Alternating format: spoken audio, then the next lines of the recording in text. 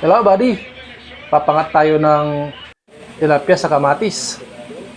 Yan, siyempre gagamit tayo ng loya, sibuyas, pantanggal lansa, at pamparoma. Bari pakukulayan natin yan. Titimpla natin siya ng asin.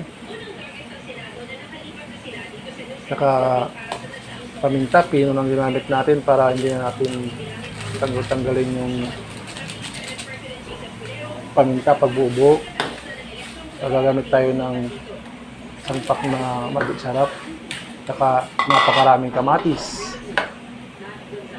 Dahil mura na ang kamatis, makakaluto na tayo ng kamatis na marami.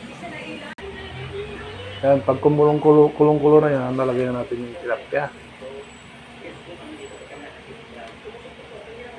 Papababaw lang natin yan.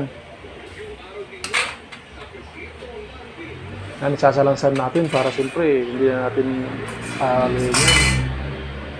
Ganyan na yan hanggang maluto.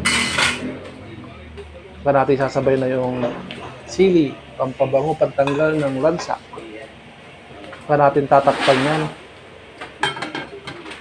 para maluto hanggang ibabaw. Yan, pag kulong-kulo na yan, okay na yan. Masarap yan. Pinangat sa kamatis na tilapia. Okay na po yan, malalidam na. Titikman na lang yan.